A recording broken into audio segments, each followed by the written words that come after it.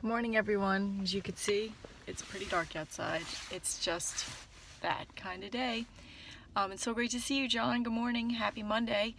So today I wanted to talk about a couple of things. Last week I had a little bit of a disappointing experience. There were a couple of up and downs that really were not expected, and I'm not really sure I handled them as well as I could have, but it's over. The one thing that's awesome about education is once it passes, it's done. You can either hold on to it or you could let go of it and think every day is a new day. It's one of my favorite parts of being a teacher and now a coach also.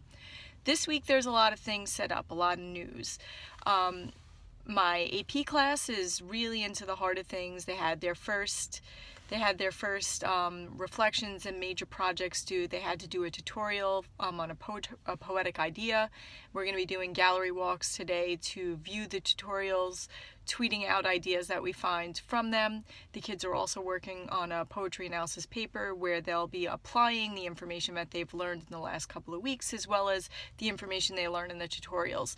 So it'll be fun, a lot of movement in class today. Kids will be moving from place to place, tweeting out ideas. The reflections were like the ones that I got early that I was reading was really, I don't know, it really brought me back to why I do this, and it really made me feel that even though I was stepping back or felt like I was stepping back a bunch of times last week instead of moving forward, that it kind of paid off because most of the reflections I read were standards-based, really thoughtful, focusing on their process, focusing on their learning, and I was like, oh, okay, maybe I did teach them something last week and maybe I'm not crazy. And then my newspaper class is also starting to pick up, WJPSnews.com. The kids are starting to really do a better job at producing the work in a more timely fashion so that we could have new stuff posting every day. I'm always a little anxious at the beginning of the year because it takes a little while to get that mechanism going again, and we don't want our website to be stale so we don't lose any readers, and we also have to get the new readers from the building involved. Now, the biggest shift this week is going to be with my mentee and the folks that I'm coaching. So tomorrow I have the plan to go into one of their classrooms and observe for a period for the first time this year. He consented to let me videotape him. I'm not going to share the video with anyone but him, but my goal was to really take in the video, jot down only what I see, absolutely no judgment, just I noticed you did this, I noticed you did that, I think the focus of your lesson was this, I saw the kids doing this, and then kind of have a conversation, a debrief with him the next period where he can show me his lesson plan. We could kind of line it up to see if what I saw was what he planned, and for us to really establish whether or not the kids are taking away what he wants them to be taking away.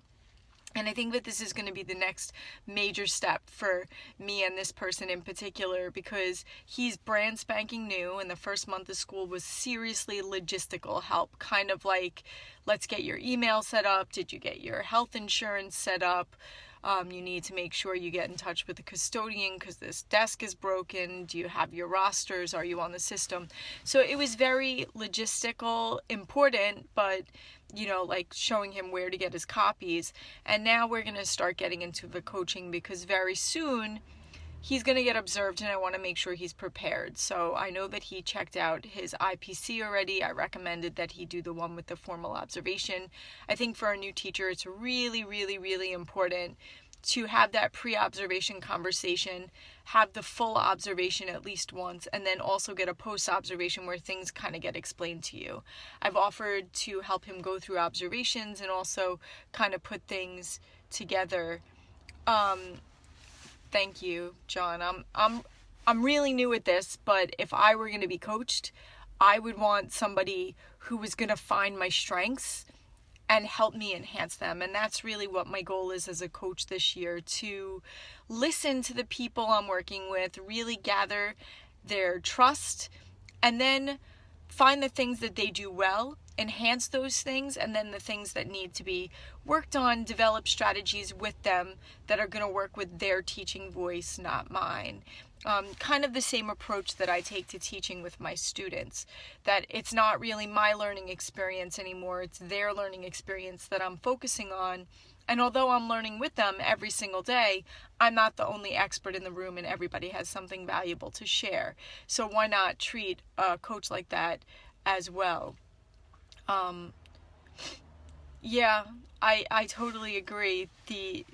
The whole idea that leaders really need to be listeners, and that's something I'm learning. It's something that I would say over the last 5 years, with my classroom, with the shift since I started working on Twitter, and since I kind of started moving into my own growth mindset and away from the thinking that I had in the earlier part of my career, which I know I've said before, man, did I do some egregious things in the past. I wish I could shake my younger self and maybe have a coach say to me at some point, and I did have a couple of wonderful mentors in the beginning, that penalizing kids doesn't help them grow. And that's something that has taken me a really long time to sort of wrap my brain around, because there's a lot of justice in my mind with education, which really doesn't belong there. And it doesn't belong with teaching other teachers either. So I'm really excited for this week. Like I said, we have 2 things going on with the poetry tutorials, and then moving through the rest of the week, we're going to be doing more work on their papers, and then we start our first piece of literature. So we'll start moving into a discussion about satire, which is where we go next. And then the newspaper is still in full production, and hopefully I'll have some great opportunities with my mentees. Anyway, thank you so much for watching. As always, I'll be uploading this video to my YouTube channel if you missed it. If you have any questions for me, or you have ideas, or you want me to cover something specific, please send me a tweet. Please email me at Miss Saxton or misssaxton@gmail.com. Tell me what you want me to talk about. I mean, that's what I'm here for. Eager to talk about the no grade stuff. I know everybody's still very interested in that. Some people are starting to come along, but it's really not catching on as much as I'd like. And then, little self-promotion here. At the end of the month, I have my book with ASCD coming out, Teaching Kids to Self-Assess. It's all about bringing reflection and self-evaluation into the classroom, and there'll be a webinar with that as well. Hope everybody has a super Monday. Have a great, great day. I'm going to get back to EduCoachOC on Twitter, and I hope everybody has a great day. Bye.